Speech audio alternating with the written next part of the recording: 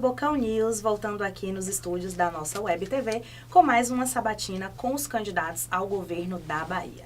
No estúdio hoje temos aqui Célia Sacramento.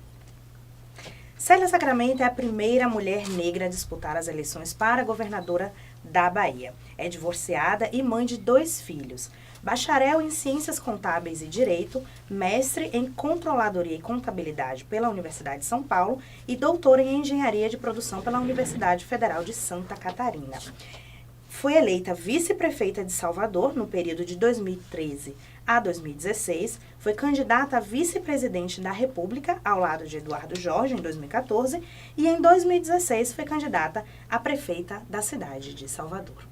Tudo bom, Célia? Tudo bom, para mim é uma alegria, uma satisfação muito grande vir aqui, para os estúdios do Bocão News falar um pouco sobre esse momento tão importante para nós brasileiros, baianos e soteropolitanos, Momento da política.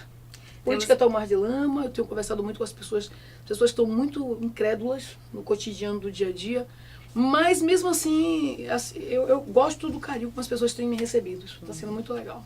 Temos aqui no estúdio também o repórter de política Henrique Brinco. Falei de Eduardo Jorge. E Vitor Pinto, subeditor de política também.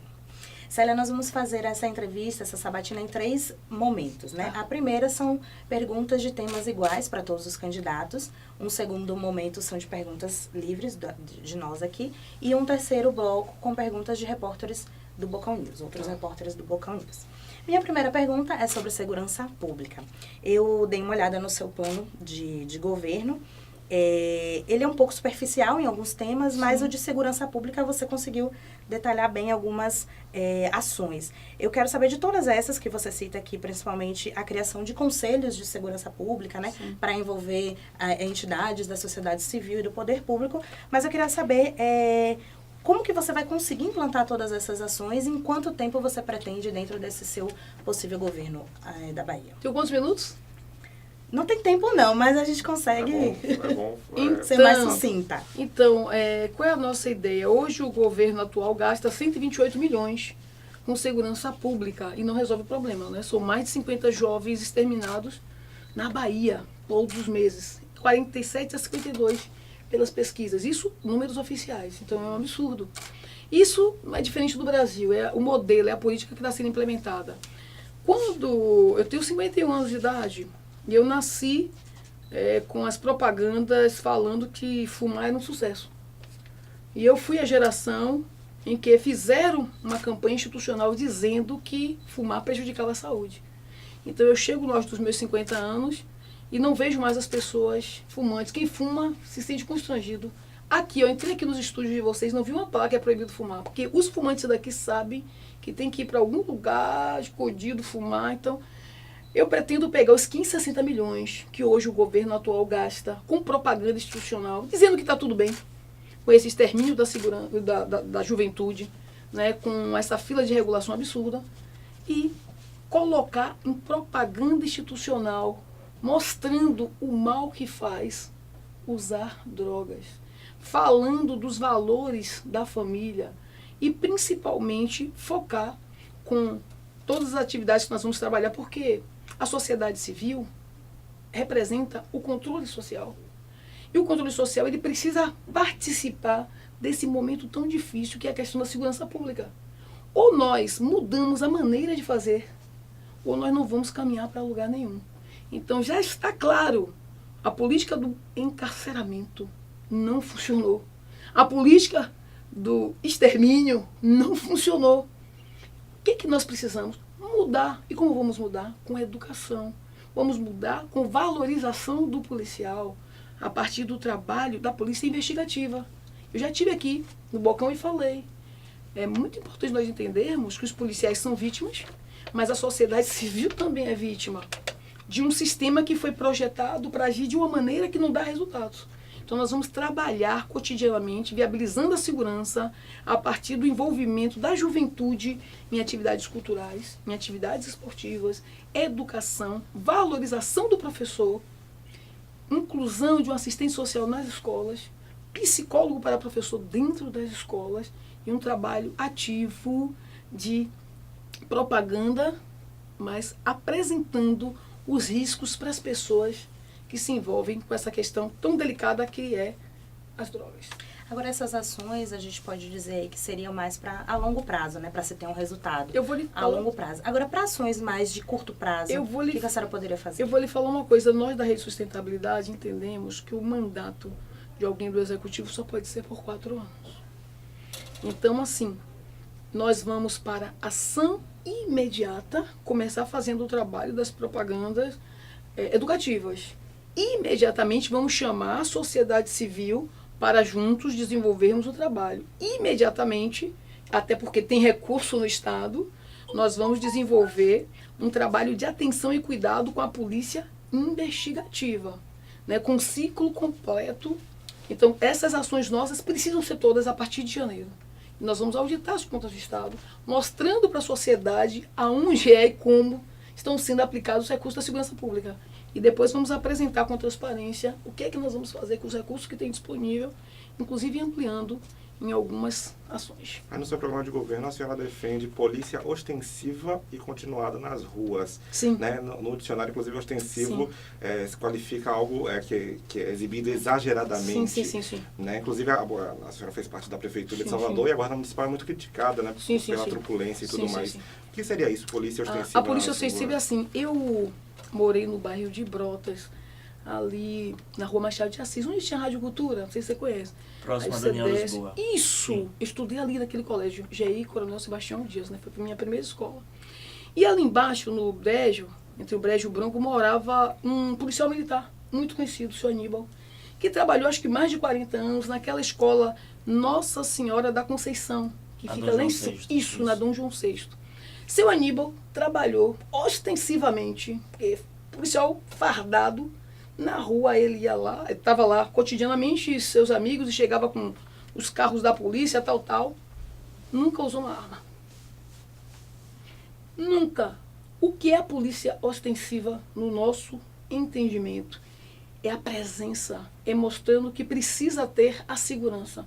Não quer dizer o que hoje muitos fazem, que é essa coisa de fazer essa chegada à população de forma brusca. Nós estamos falando da presença do policial. Então nós precisamos ter os policiais nas ruas para dar a sensação de segurança. Seria desmilitarizar a polícia? Nós não defendemos a desmilitarização, não. Nós defendemos um investimento grande na investigação, no serviço de investigação. Um trabalho conjunto da Polícia Civil com a Polícia Militar. Num ciclo completo, esse negócio de um faz uma parte, a outra parte, a gente não consegue concluir a senhora acha o que delito. falta diálogo entre as polícias? Exato. Eu não acho, não. Isso é uma defesa deles. Eu, inclusive, assinei um termo de compromisso de que vou viabilizar o ciclo completo. Tem só uma outra parte do seu plano de governo em relação à segurança pública, que a senhora coloca: combate à politização nos órgãos policiais. A polícia deve atender ao Estado da Bahia e não a interesse de agremiações partidárias. O que a senhora quer dizer com isso? Eu quero dizer o seguinte: é muito difícil para o policial militar investir nessa carreira.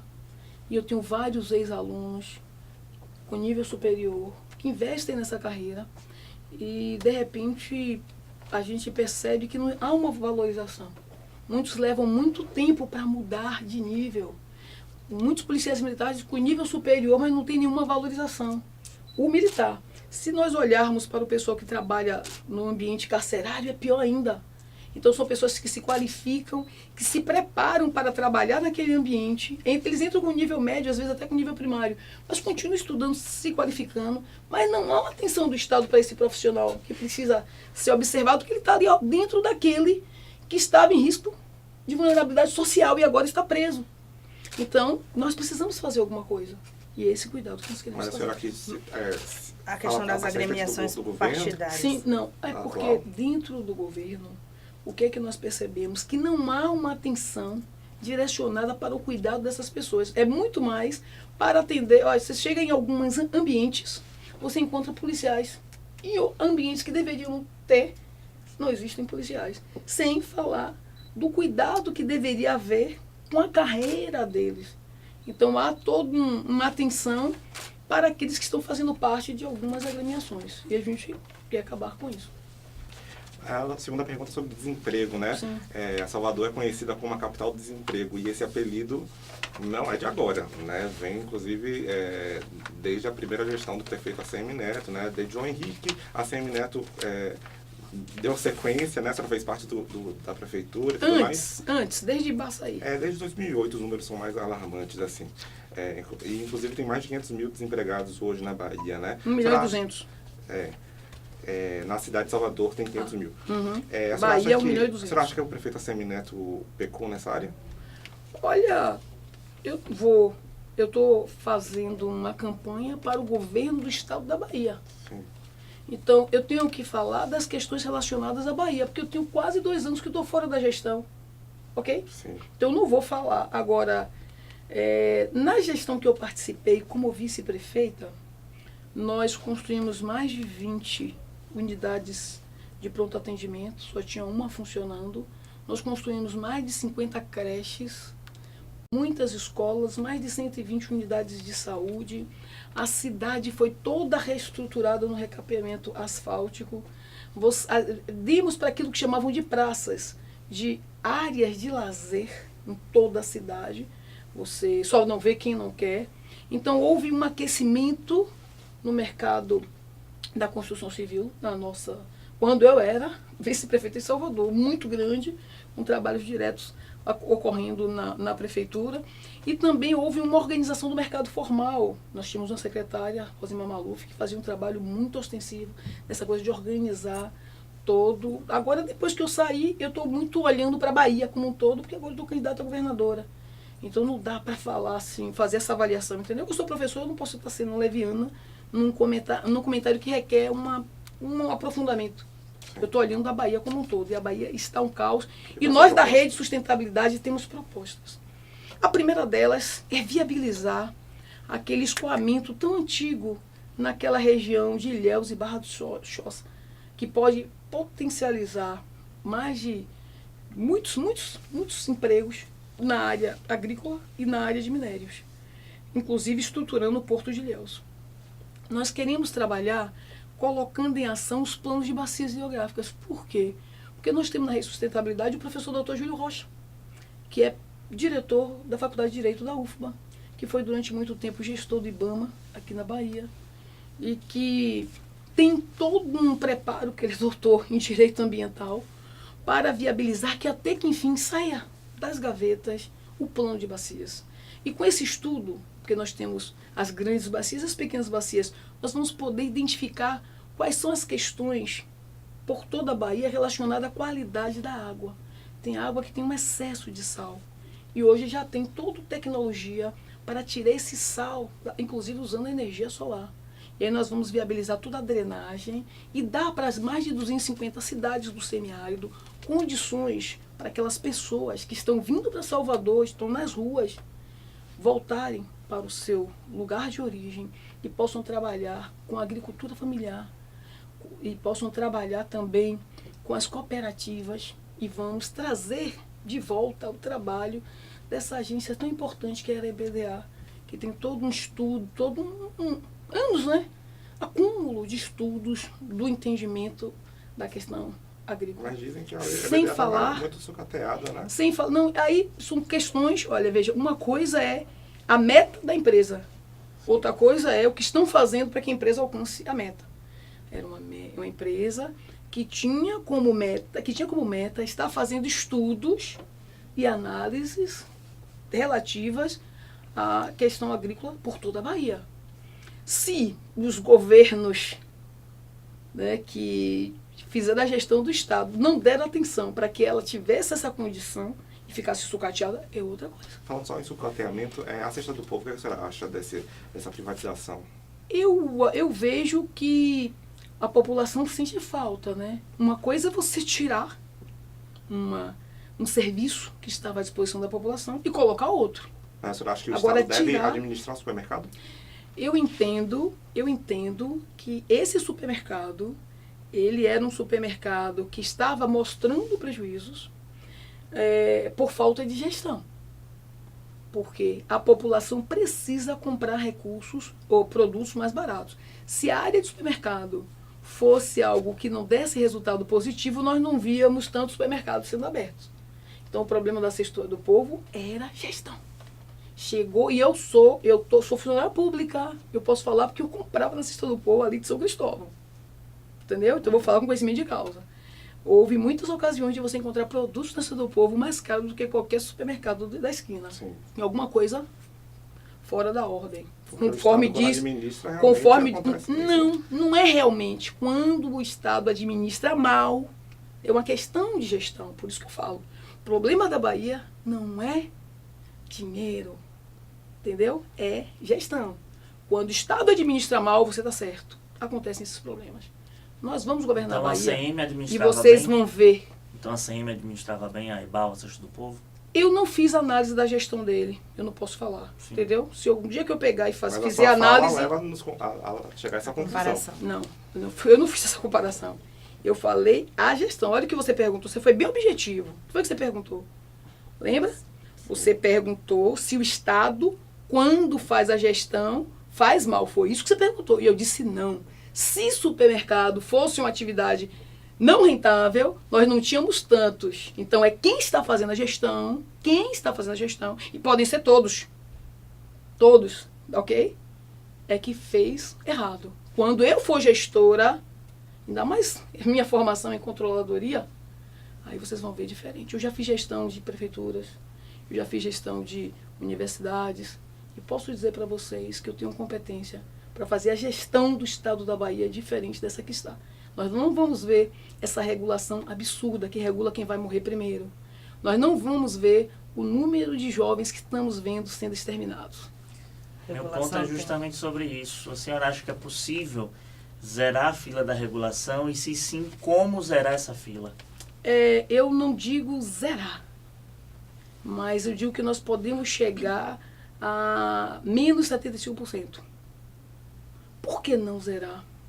Porque o Brasil está vivendo um momento demográfico muito delicado. A população está com uma tendência em envelhecimento. Segundo as pesquisas, daqui a 12 anos, 2/3 da população vai estar envelhecida. Isso é muito delicado.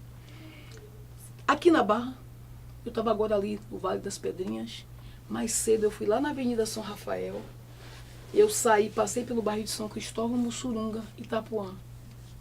Na Pituba, eu estava ontem de noite. Em qualquer canto da Bahia, eu estava semana passada em Porto Seguro. Um pouco antes, eu estava em Itabuna. Esse final de semana, eu estou em Itabuna de novo. Eu estava em Caetité, Vitória da Conquista. A Bahia toda. Eu não vou falar do Brasil, que eu não tinha feito essa análise.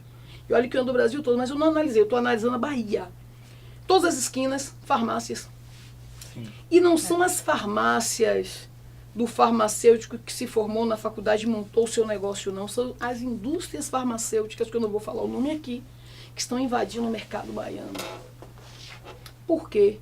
Porque a população está envelhecendo e, por estar nesse processo, precisa usar medicamentos. E o porquê desses medicamentos? Para quê? Diabetes, colesterol, pressão alta. Coisas que podem ser resolvidas com cuidado na atenção básica. Nós temos uma médica na Rede de Sustentabilidade que fez uma pesquisa. Ela foi trabalhar, foi contratada por um prefeito daqui da região metropolitana e foi trabalhar numa UPA, ela não conseguia, no plantão dela era no sufoco. Era todo mundo chegando morrendo, manda para a fila de regulação, regula, não regula, ela voltava para trabalhar, a pessoa ainda estava naquela situação, um horror. Ela chega um dia, gente, eu não aguento. Chamou as enfermeiras, chamou os agentes de saúde em endemias, e, gente, vamos fazer uma pesquisa para saber qual é o problema. Não dá para a gente trabalhar assim, apagando incêndio. E o que ela constatou na pesquisa? Que as pessoas tinham excesso na alimentação do sal, do açúcar, não faziam atividades físicas, mudança de hábito alimentar. Ela começou a conversar com as pessoas, que elas precisavam fazer algum tipo de atividade, mudar o ritmo da alimentação, tirar o sal e tal, e foi conversando. Não foi muito não, gente. 1 ano acabou as filas da UPA. 1 ano.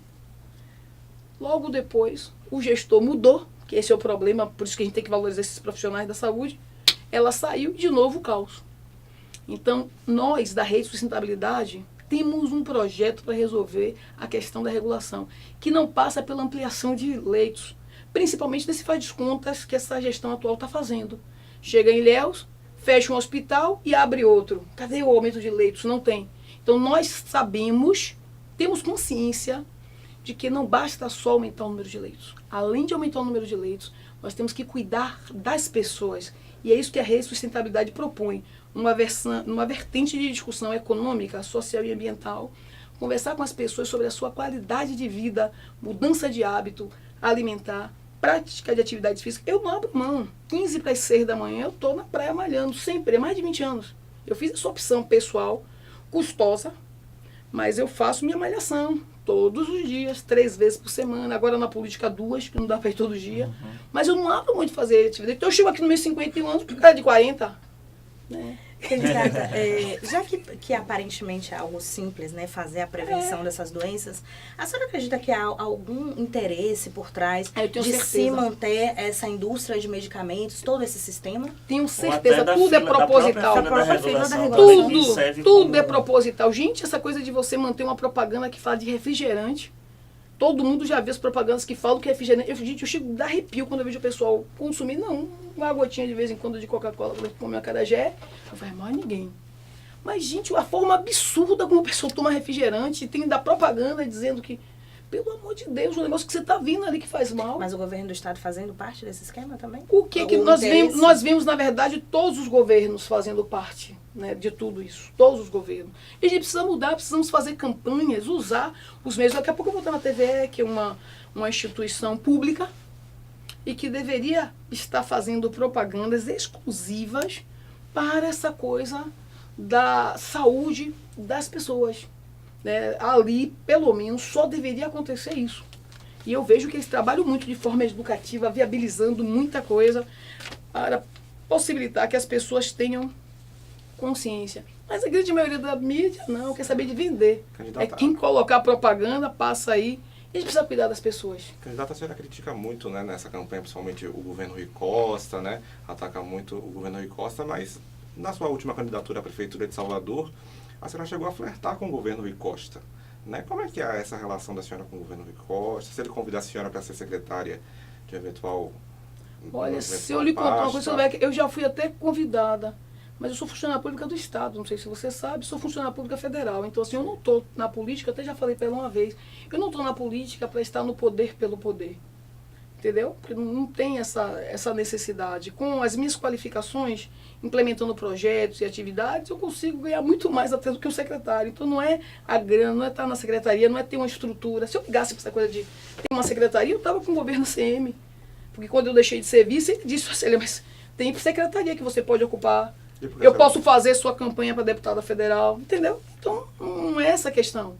A questão é a forma de fazer política. Então, eu fiz uma gestão pragmática, trabalhei pela cidade, e eu quero ser governadora da Bahia para trabalhar pelo estado da Bahia, como eu acho que todo político deveria fazer.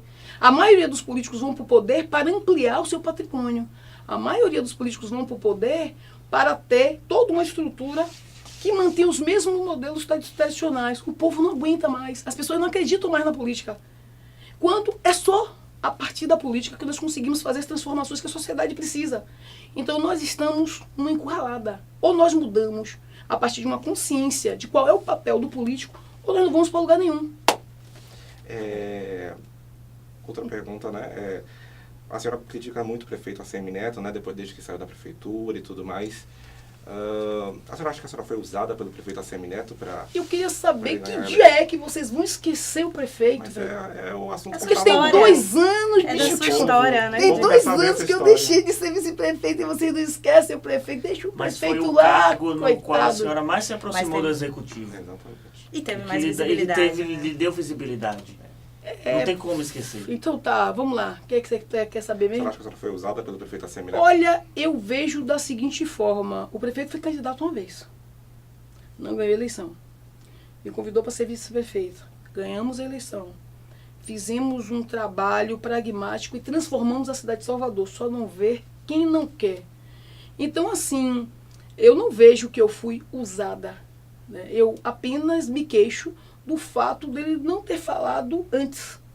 Se ele falasse antes... É tanto que eu não briguei não, viu? Por sinal, eu nem briguei quando ele me disse. Ó, Célia, você não vai ser mais a vice-prefeita? Não, prefeito, de boa. Não tem problema nenhum. Foi Vou tocar antes um dia, não, do 12 anúncio. horas antes da convenção. Anúncio, é. A gente não brincou, não. Eu, de boa, depois ia fazer uma entrevista com... Não, entrevista não.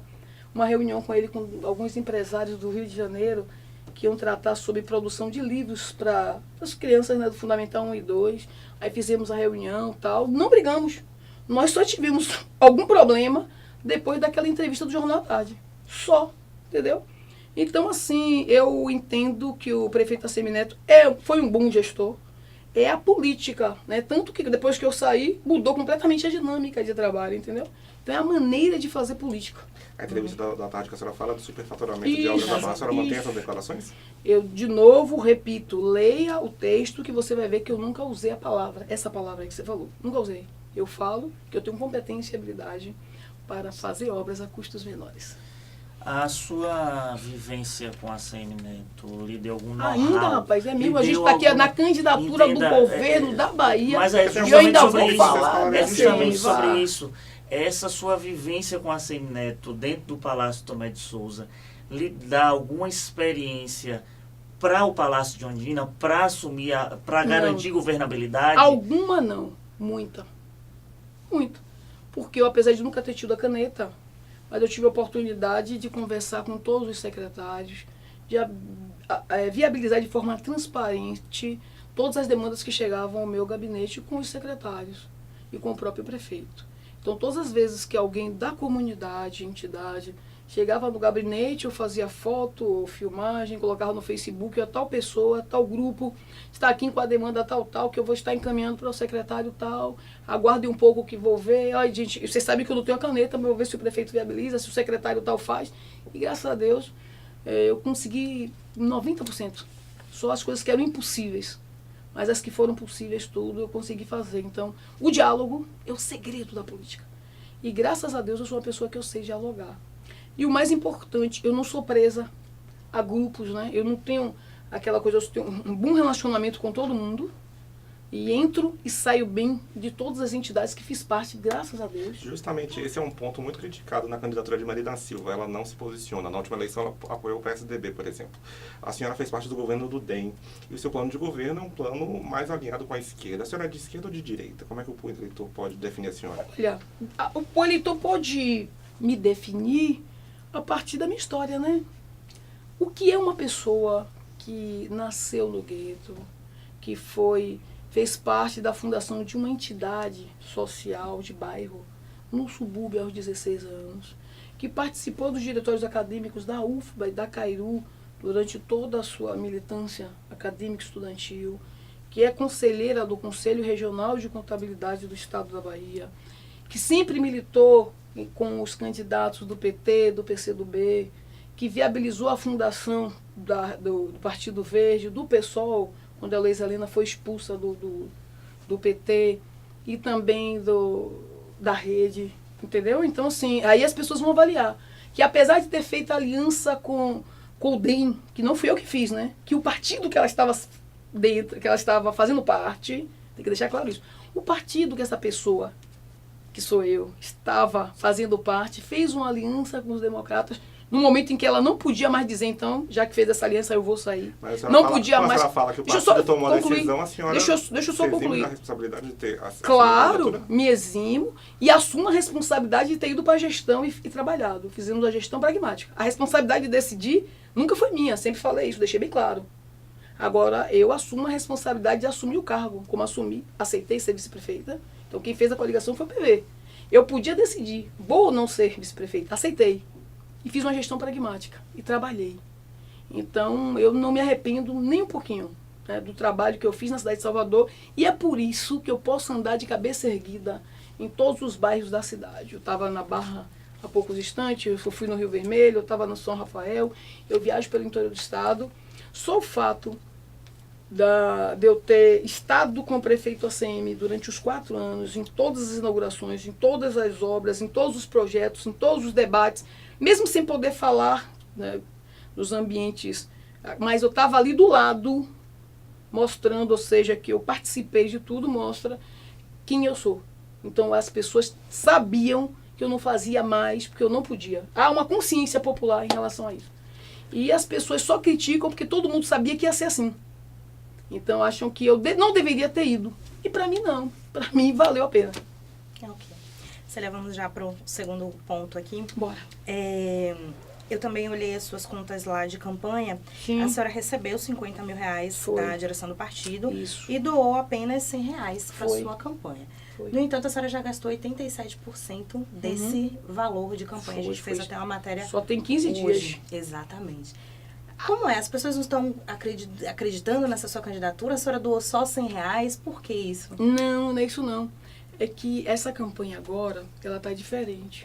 Não sei se você está sabendo, eu sou contadora, eu posso lhe explicar direitinho. Nenhum outro candidato talvez possa lhe dar essa explicação técnica, mas eu vou lhe dar. Nessa eleição, os gastos do candidato são por conta dele.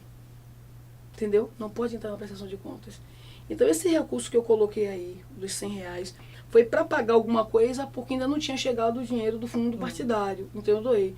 Mas todos os gastos meus de alimentação, por exemplo, eu coloquei no Facebook. Alimentação agora no restaurante tal. E eu paguei. Ou eu, a deputada Meirinha, quem está, né, que tem mandato do nosso partido, paga. Mas eu estou guardando todas as notas e tal, mas é uma despesa minha. Então, se eu viajo com o meu carro, então eu vou com o meu irmão, então eu mesmo pago o meu combustível. Se eu vou com o carro dele, ele mesmo paga. Então, está tendo gasto, mas não pode entrar na prestação de contas. Foi proibido que os gastos do candidato participem. E são grandes. Isso. Caso. Então, vocês vão ver, Célia, como é que você rodou a Bahia toda, não se hospedou em hotéis, não? Me hospedei, sim. Só que não estou na prestação de contas. Você vai ver. Eu estou em vários estados, mas não está. Por que não está? Porque hoje, na legislação atual, aí depois vocês dão uma pesquisada direitinho, não é permitido que se gaste os recursos do fundo partidário com o candidato. Então eu tenho que gastar, aí eu poderia fazer o quê? Pegar o meu dinheiro, colocar como doação e gastar por dentro do partido. Aí burocratiza pra caramba, porque tem toda uma sistemática que não pode ser com cartão, que tem que ser com cheque e tal. Então, a gente, já que não é para entrar na prestação de contas mesmo, a gente está gastando. Então, as doações de pessoas físicas também, a senhora também não está tendo? Não está pedindo? As doações de pessoas físicas estão acontecendo, por exemplo, vamos que eu vá para algum lugar. E, como esse final de semana mesmo, um amigo meu colocou o combustível no meu carro pessoal. O TRE não permite que, entendeu? Eu teria que alugar um carro para que entrasse no fundo partidário. Aí a pessoa faria, entendeu? O depósito. E tem gente... Nota fiscal, tudo isso. Tem pessoas que não querem colocar o nome nesse negócio de política, de prestação de contas. Então, prefere. Então, eu estou fazendo assim. Eu tenho viajado com meu irmão, que tem um carro, né? Que está ajudando pra caramba, larga as atividades dele. E vem ajudar. Tem Eduardo ali também, que é meu irmão, que vem ajudando. E a gente vai fazendo assim. Então, a senhora tem doações mais diretas do que essas doações que passam pelo... Sim. Por quê? Mas não é porque eu quero, não. É o Tribunal Regional Eleitoral que não permite. A forma desse ano está diferente. Exato. Eu sei que se eu lhe perguntar... Mas já gastou muito. Se eu lhe perguntar sobre o evento para o segundo turno, a senhora vai dizer que estará no Tô lá, tô no Mas segundo. vamos imaginar um cenário onde a senhora não esteja. Quem a senhora apoia? Não consigo imaginar esse Zé cenário, Ronaldo velho. Ou Rui Costa? Não consigo imaginar esse cenário, não consigo. Não consigo. Sim. Porque eu tô lá, as pessoas estão na rua dizendo que vão votar em mim. Todos os lugares que eu vou, ou as pessoas não sabem que eu sou candidata. E quando sabem, não, vou pensar no seu nome, vou votar em você. Eu não tô, eu tô lá. Mas nas pesquisas, quem vem comigo? Nas últimas pesquisas, a senhora continua com 1% das intenções de voto. Você já analisou como foi feita as pesquisas? Eu sou pesquisadora. Pesquisa tem amostra válida. Ok? Você analisar 60 cidades. Foram 60 cidades, quantas pessoas? 50? 1.008 pessoas. E dizer que aí dá para tirar um diagnóstico, por favor, eu sou pesquisadora, então eu não posso nem entrar nessa seara para falar tecnicamente do detalhe da pesquisa. Eu prefiro deixar as urnas abrirem e mostrar os resultados. Eu já falei para você aqui que eu não estou preocupada com os resultados da eleição. Porque, para mim, considerando que nós estamos num Brasil tão racista, não tão discriminador, que não dá nenhuma oportunidade para as mulheres, que as mulheres ainda estão trabalhando, ganhando 30% a menos do que os homens, com essa onda de violência, e nós, mulheres, estamos sempre na pirâmide total da discriminação. Só estar participando já é um grande ganho. né, poder dizer, não, teve uma mulher sim. Somos 53% da população brasileira. E os outros 47% nasceram de nós. Então, nós deveríamos estar no poder, bastamos apenas que as mulheres acreditem. Então, eu estou fazendo essa corrente, né, que as mulheres e os homens de bem vão votar em Célia Sacramento para governar esse estado. Aqui do estúdio, por exemplo, eu joguei todos os votos. Só pela cara da galera. Por falar em mulheres, nós temos, inclusive, vídeos de repórteres do Bocão News nessa temática. A gente vai olhar aqui no monitor para a gente ver os vídeos. Olá, candidata Célia Sacramento. A senhora é a única mulher que disputa uma vaga ao governo do estado aqui na Bahia. No seu plano de governo, a gente consegue observar que a senhora trata de políticas públicas para as mulheres, mas a senhora ressalta de forma bem superficial o combate à violência de gênero, em especial a violência contra a mulher. O que, de fato, a senhora pretende fazer para diminuir a desigualdade e a violência contra a mulher?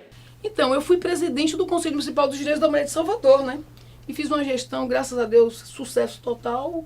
Meu mandato foi renovado por mais 2 anos. E eu tenho, assim, quando eu fui vice-prefeito da cidade de Salvador, eu que nomeei a superintendente de política para mulheres, estabelecemos um plano de ação que foi sucesso total, ampliamos em mais de 300% as políticas para mulheres. Quando eu for governador do estado da Bahia, eu vou viabilizar que nós tenhamos delegacias especializadas em todos os municípios. Isso é ponto. Nós temos que dar para a mulher condições para quando ela sofrer a violência, ela possa fazer a denúncia. O problema todo é que quando ela vai fazer a denúncia e volta para casa, que o marido fica sabendo que ela fez a denúncia, ele mata. Aí estamos vendo a onda do feminicídio. Isso quer dizer o quê? Que nós precisamos ter casas de acolhimento às mulheres vítimas de violência. Eu particularmente entendo que quando... E a maioria dos casos, segundo as pesquisas, são de mulheres que não querem mais o relacionamento com os homens, por vários motivos. Vários motivos levam a isso, que é normal. Uma pessoa não quer mais se relacionar com outra pessoa, deveria estar tudo resolvido. Mas o machismo não permite que isso aconteça. E aí nós temos visto a onda de violência.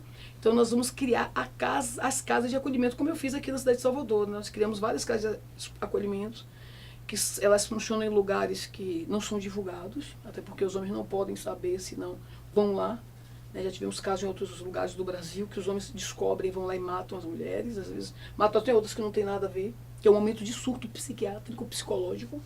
Eu acredito até que se tivesse recurso, nós deveríamos viabilizar uma atenção psicológica para o homem que foi abandonado pelas mulheres. Porque não dá para acreditar que como é que 2 pessoas viviam num bom relacionamento, depois começam os desequilíbrios emocionais, só porque a mulher, ou qualquer outro motivo, resolve não ficar junto, o homem tem que matar. Então nós vamos criar as casas de acolhimento para as mulheres vítimas de violência e vamos viabilizar, se conseguirmos ter os recursos que nós estamos acreditando que vamos ter, depois que fizermos a auditoria, identificarmos com controle e transparência aonde os recursos são aplicados, inclusive centro de atendimento psicológico para os homens também, para que reduza essa coisa do feminicídio. Mas o cuidado é com as mulheres.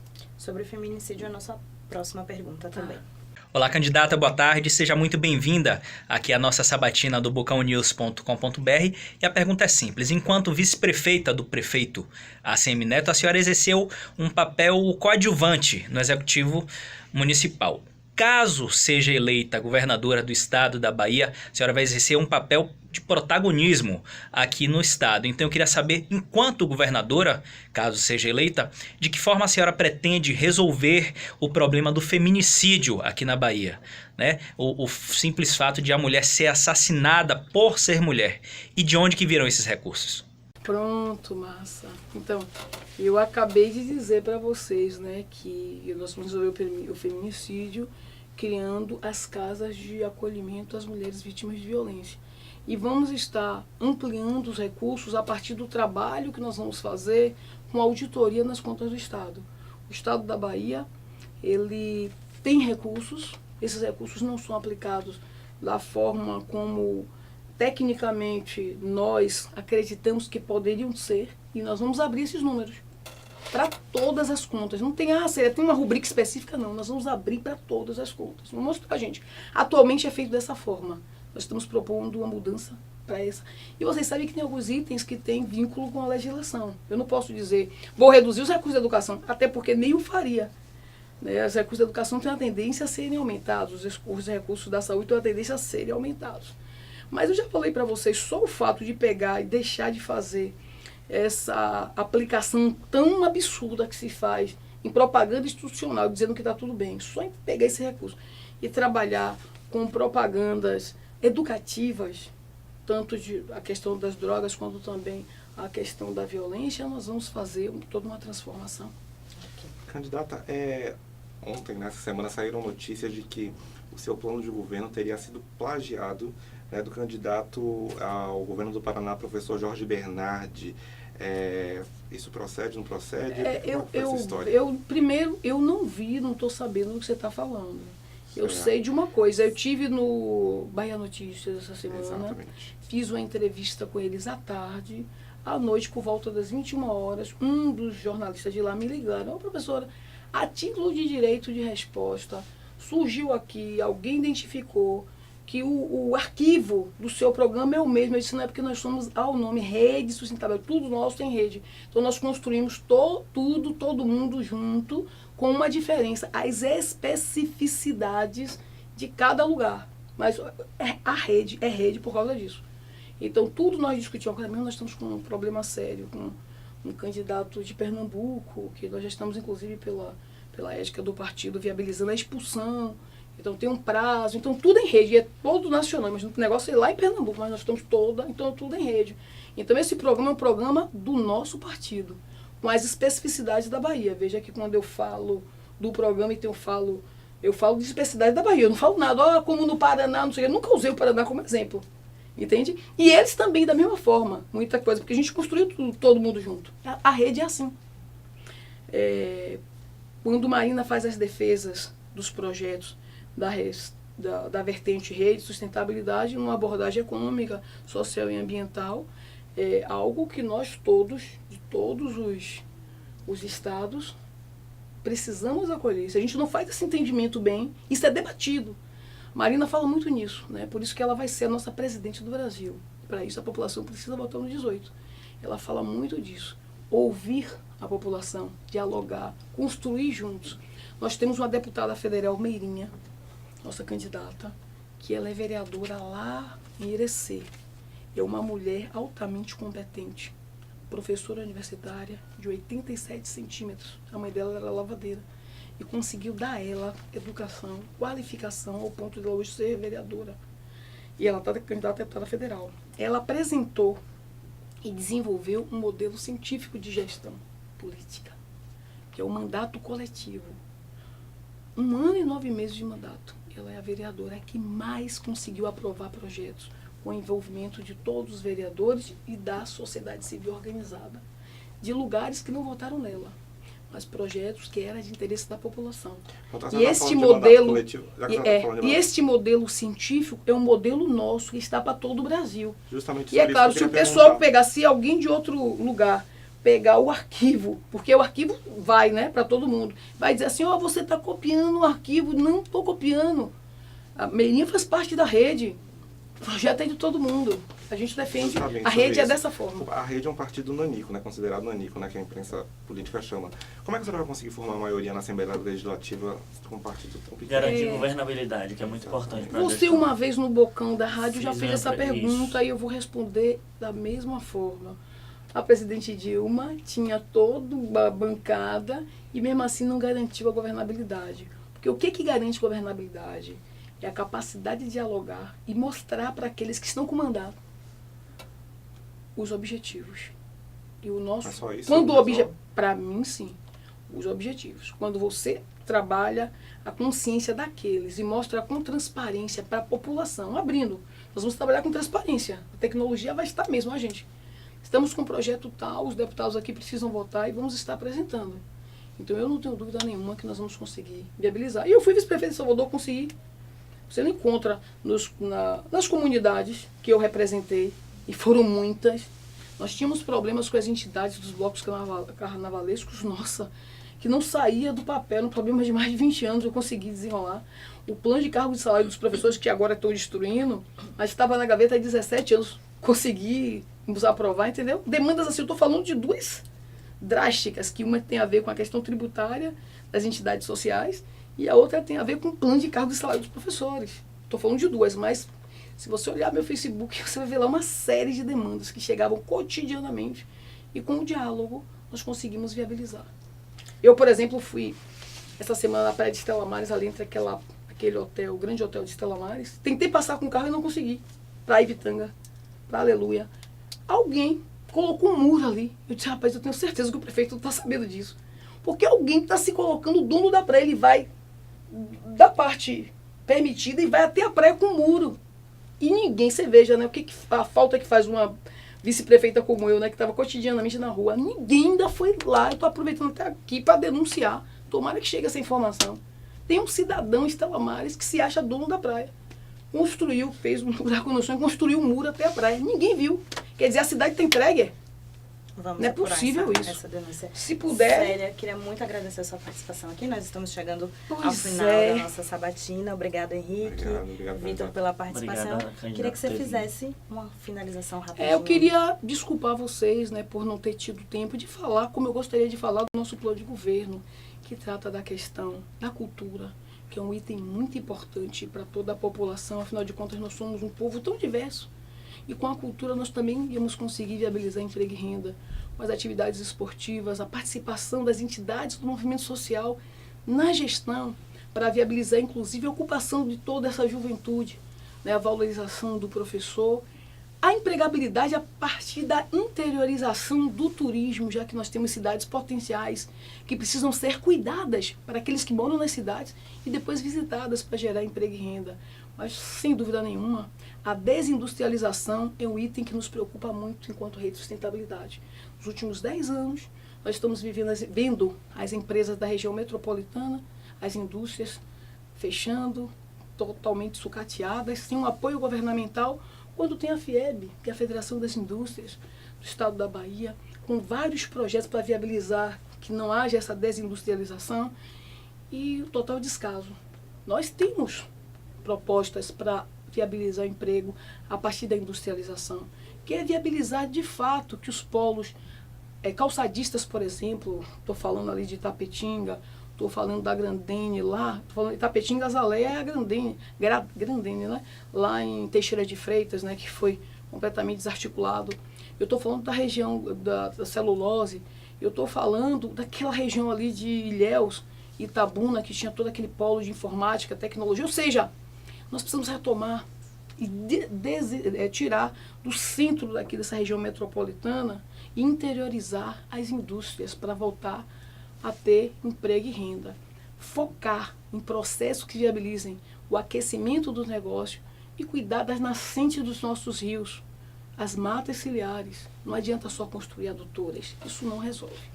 E tudo isso pode ser feito com o cuidado que precisamos ter com aquele que é um dos principais rios da nossa Bahia, que é o São Francisco, que está morrendo. E você que é daí de Curaçá, de Remanso, Casa Nova, Centro-Sé, Pelo Marcado, Sobradinho, sabem do que eu estou falando. Então, vamos acreditar. De novo, eu peço a você, telespectador, que está aqui me ouvindo, você que é um homem de bem, mulheres na Bahia somos 53% da população. Os outros 47% nasceram de nós. Vamos para a consciência humana. Chega dessa forma de fazer política. Vamos mudar esse cenário, elegendo uma mulher para governar a Bahia. E, principalmente, elegendo Marina Silva para presidente da República. Disseram durante muito tempo que nós não podíamos, mas nós podemos sim. Nós somos competentes, tudo que nós resolvemos fazer, nós fazemos com competência, dedicação e somos sucesso total. Então vamos acreditar, me ajudem, votem Célia Sacramento, peçam voto e vamos mudar essa realidade social. Muito obrigada, Deus abençoe cada um de vocês, sucesso total. Obrigada, Célia. E você acompanha essa entrevista e outras notícias no bocãonews.com.br e pelas redes sociais, no Facebook, Twitter e Instagram. Voltamos na semana que vem. Até lá. Valeu!